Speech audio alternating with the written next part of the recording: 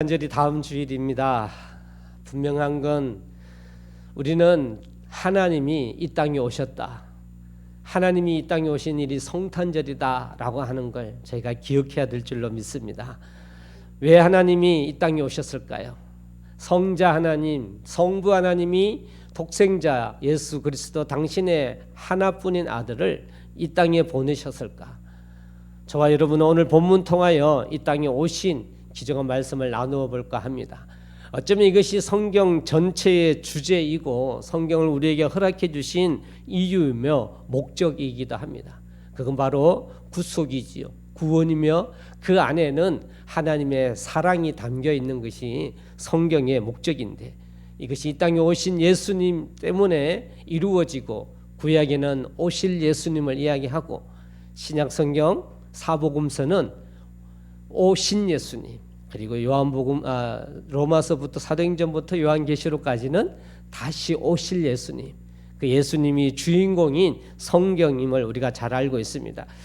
오늘 본문에서 특별히 이 땅에 오신 예수님에 대하여서 잘 기록해 놓고 있는데 오늘 말씀으로 그 뜻을 저희가 잘 분별하여 하나님의 말씀의 능력의 말씀대로 살아갈 수 있는 동북제일교회가 되기를 간절히 소망합니다. 오신 예수님의 귀중한 목적이 잘 설명되어 있는 말씀은 12절 말씀입니다. 우리 12절 말씀 같이 한번 봉독을 합니다. 시작. 하나님의 자녀가 되는 권세를 주셨으니 아멘.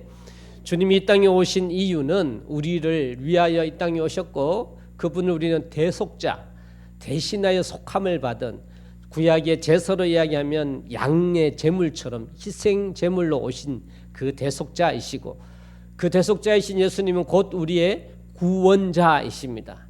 우리를 하나님의 자녀로 하나님으로 회복돼 하나님 자녀로 회복되는 길을 제시하는 십자가의 죽으심 때문에 이 땅에 오시는 분이며 우리를 하나님의 자녀 삼기 위하여 하나님의 자녀로 구원하기 위하여 이 땅에 오셨다라고 하는 사실이 12절 말씀에 잘 기록되어져 있습니다.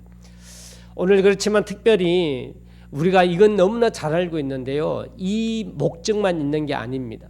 주님이 이 땅에 오신 이유는 우리를 구원하기 위해서 오신 건 당연합니다. 그거는 마땅한 것이고 가장 우선적인 뜻입니다. 하지만 오늘 요한복음에 특별히 우리 14절 말씀에 의하면 이 땅에 오신 예수님이 구원자뿐만 아니라 그것에 더하여 더 필요와 목적을 갖고 이 땅에 오셨음을 14절 말씀에 말씀하고 계십니다. 14절 우리 한번 봉독해 봅니다. 시작. 말씀이 육신이 되어 우리 가운데 거하심에 우리가 그의 영광을 보니 아버지의 독생자의 영광이요 은혜와 진리가 충만하더라. 할렐루야. 말씀이 육신이 되어 우리 가운데 왔다라는 것은 예수님이 이 땅에 오심을 우리는 너무나 잘 알고 있습니다. 그래서 이 땅에 오신 이유가 그의 영광을 보니 그 영광으로 왔는데 독생자의 영광이요 은혜와 진리가 충만하다라고 하는 추가된 이 땅에 오신 예수님의 목적이 기록되어져 있다라는 것입니다. 독생자의 영광이다. 사랑하는 성도 여러분, 은혜와 진리가 충만하더라. 우리가 주님을 구세주로 영접해서 하나님의 자녀가 되었습니다. 그러면 그 목적대로 우리가 하나님의 자녀가 되었다면 그 다음에 주님이 이 땅에 오신 목적은 뭘까요? 저와 여러분이 보고 믿고 따라가야 될 그 목적은 독생자의 영광과 은혜와 진리의 충만함. 우리는 여기에 대하여 이것을 느끼고 이것대로 살아가는 그런 사람이 되어야 그런 성도가 되어야 하나님이 이 땅에 오신 귀중한 목적이 온전히 이루어짐을 저는 확신합니다. 독생자의 영광, 은혜, 진리가 충만하다라고 하는 것은 과연 어떤 말씀일까요? 요한복음 오늘 1장 12절에서 14절 말씀을 봉독했습니다만 요한복음 전체에 걸쳐서 이 독생자의 영광, 은혜와 진리가 무엇인가 설명해 놓는 것이 요한복음 전체입니다.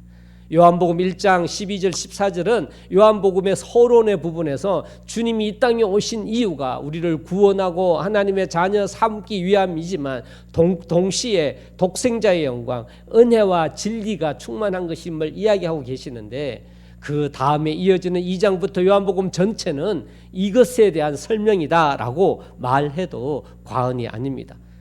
요한복음은, 그래서 사도 요한이 기록한 이 요한복음은 특별히 그 방법을 설명할 때 나는 뭐뭐이니라 라는 것으로 그 독생자의 영광과 은혜와 진리가 무엇인지를 설명합니다. 이 요한복음에 기술되어 있는 그 방법은 나는 뭐뭐이다, 나는 뭐뭐이다로 그 독생자의 영광과 은혜를 설명하고 계십니다.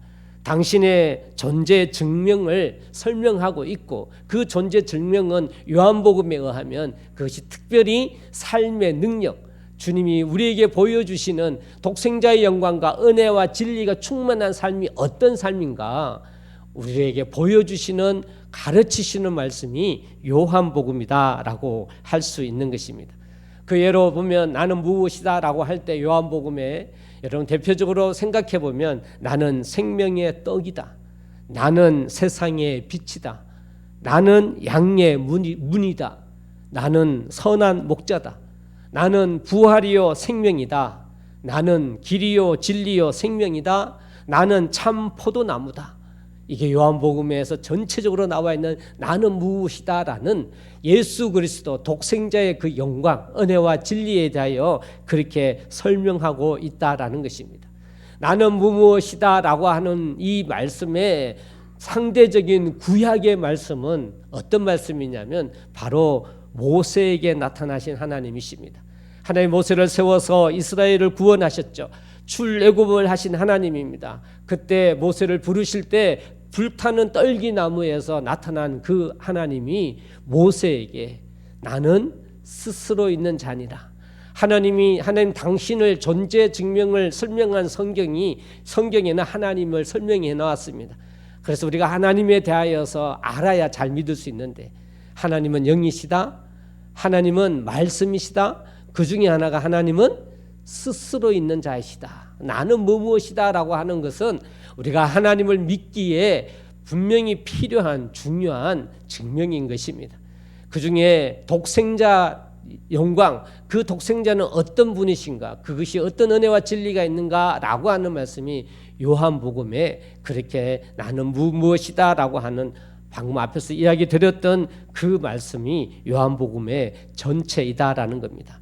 사랑하는 성도 여러분, 그렇습니다. 주님이 이 땅에 오신 이유는, 이 땅에 오신 예수님은 구원자로만 이 땅에 오셨을 뿐만 아니라 요한복음에 기록되어 있는 요한이 기록한 것처럼 그리스도인들의 믿음을 재확립시키고 구원의 확신을 줌과 동시에 그리스도인이 복음의 능력으로 독생자의 영광으로 살아가는 영향력 있는 삶을 살기 위하여 기록된 것이 요한복음입니다.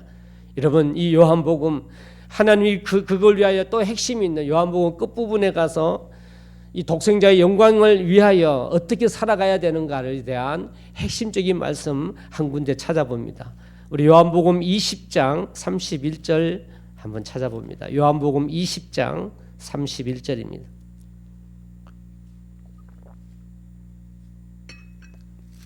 요한복음 20장 31절.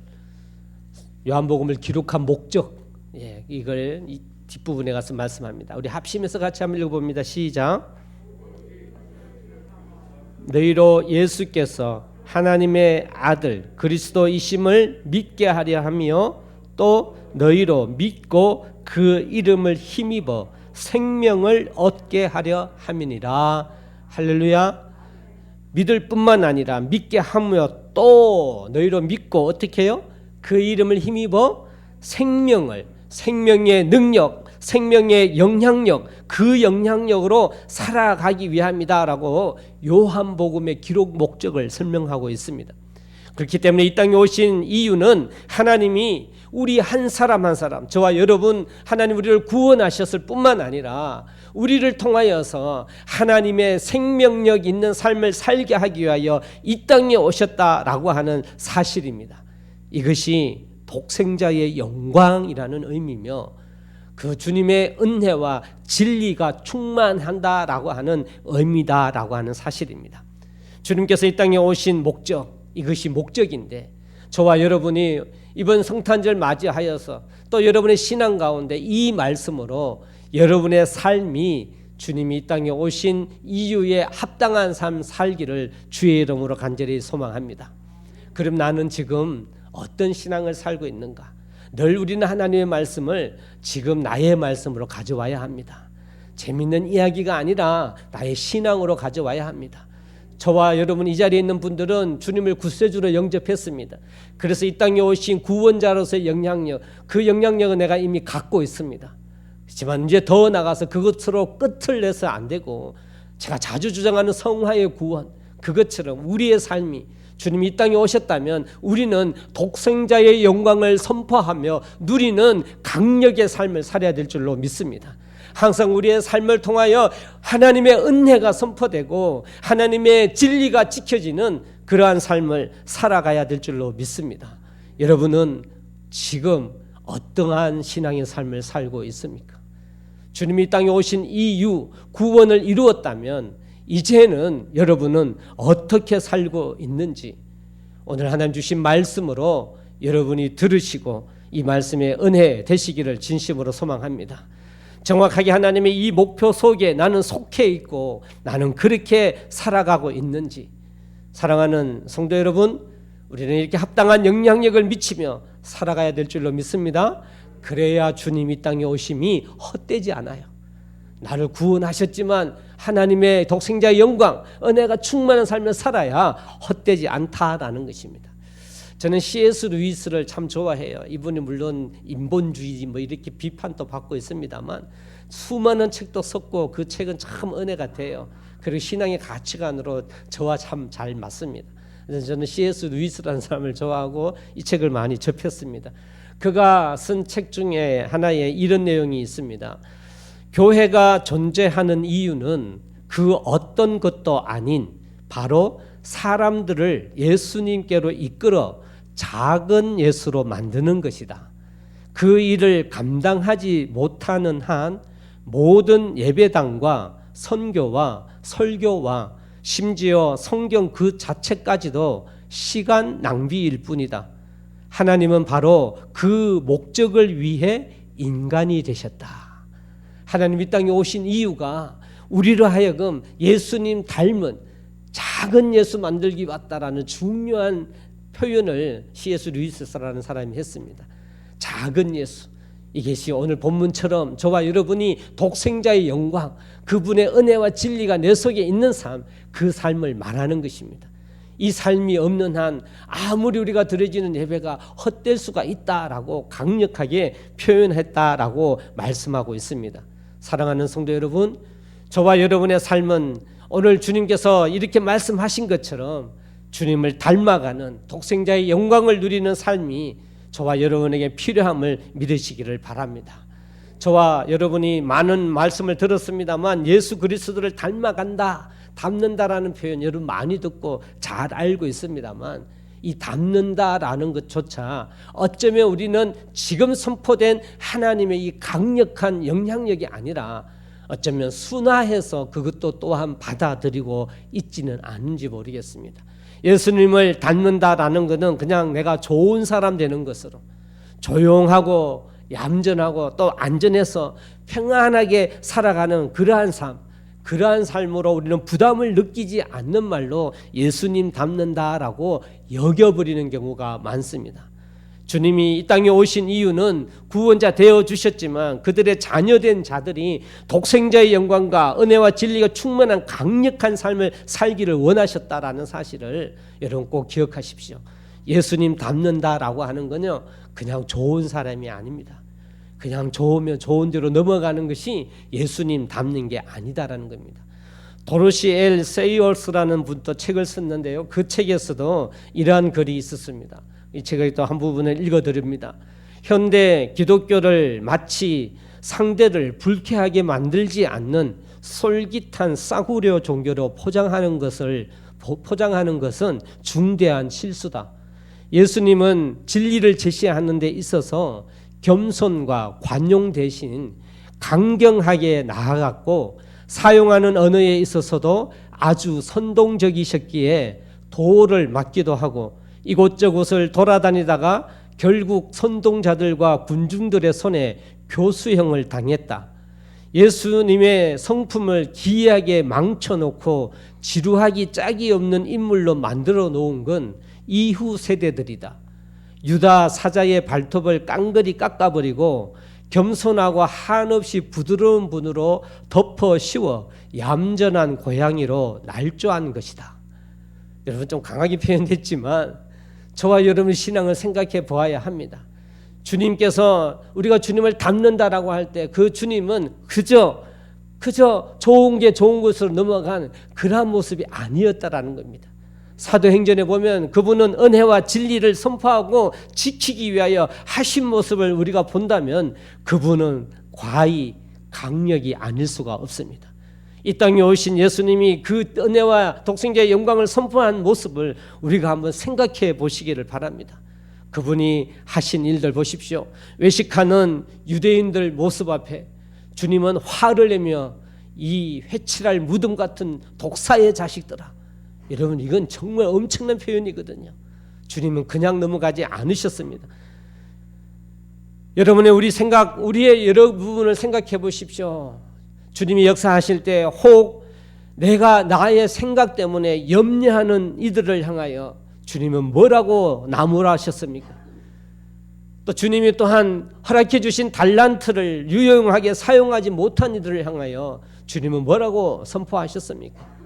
이 게으르고 악한 종아라고 말씀하지 않으셨습니까?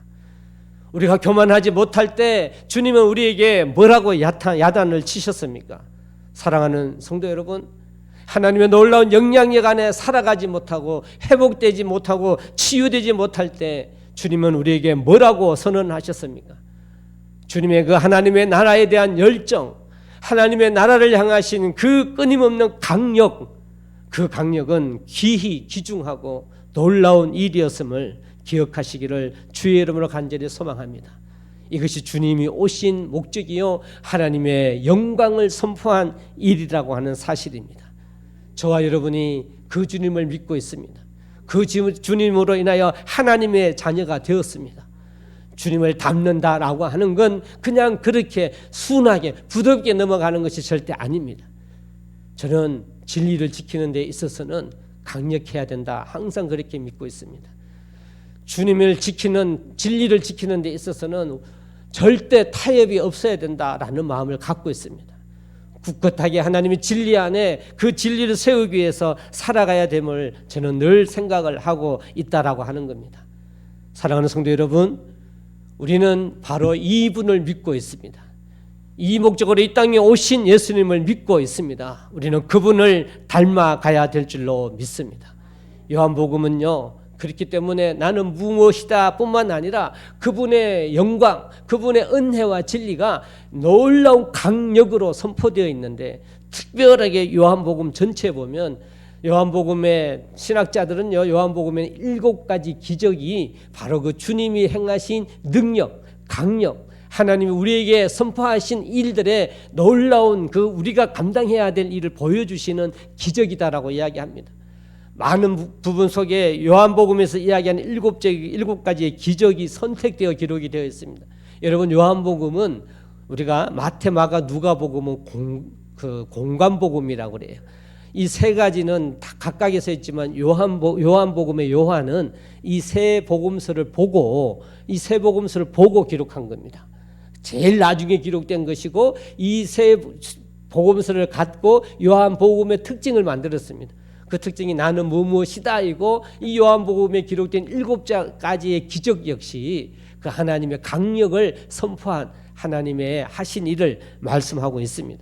여러분이 잘 알고 있듯이 요한복음 2장에 가면 무리를 포도주로 만드는 기적, 물로 포도주로 만든 기적이 있고, 4장에는 왕의 신하의 아들을 고치시는 기적이 기록되어 있고, 5장에 가면 38년 된 병자를 고치는 일이 나오고, 6장에 가면 5,000명을 먹이는 기적이 나오며, 그리고 또 6장 끝부분에 가면 주님이 물리를 걸으신 장면이 나오고 11장에 가면 죽은 나사로를 살리신 기적이 나오고 9장에는 소경된 자를 고치는 장면이 나옵니다.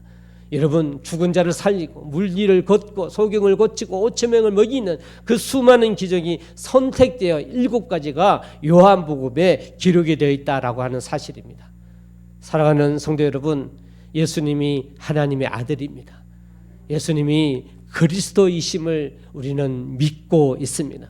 그래서 나는 무엇이다라고 제시된 거 우리가 믿고 있지만 요한이 선포하고 계시는 그 주님의 이 놀라운 역사하심, 우리 오늘 그리스도인의 삶이 어떠해야 되는지를 보여주고 계시고, 우리가 예수 믿었다고 한다면 독생자의 영광을 선포하며 은혜와 진리를 위해 살아가야 되는 것이 무엇인지 분명히 말씀하고 있다라는 사실입니다.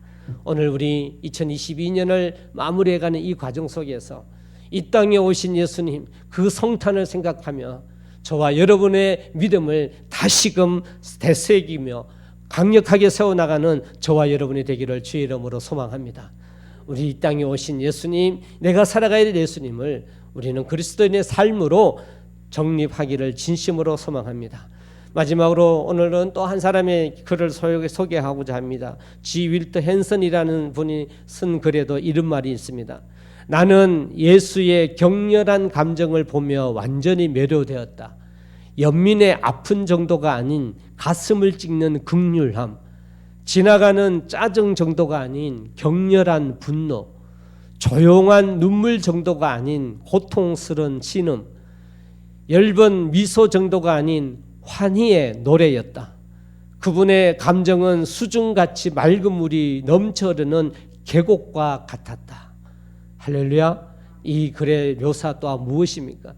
예수님이 이 땅에 오셔서 예수님이 하신 그 사역은 그냥 그렇게 편하고 순탄하고 얌전한 것이 아니라 주님이 하신 눈물 하나하나는 그는 고통스러운 신음이었고, 주님이 나타나신 그 분노는 짜증이 아닌 거룩한 분노였으며, 그분이 마음 아파하는 그 마음은 가슴을 찢는 극률함이었음을 그렇게 설명하는 것이 예수님이 이 땅에 오신 영광이라 말하고 있는 것입니다.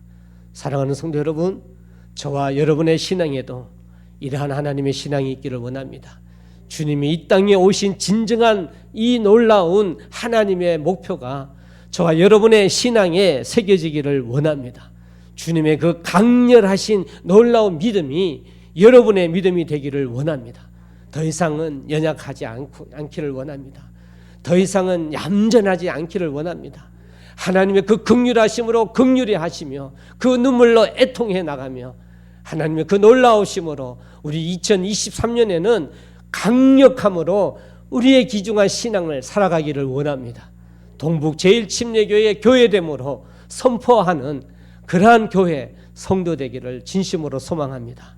그 은혜를 기대하며 사모하며 우리가 성탄을 맞이하고 2023년에 맞이할 수 있는 저와 여러분이 되시기를 주의 이름으로 간절히 축원합니다. 아멘.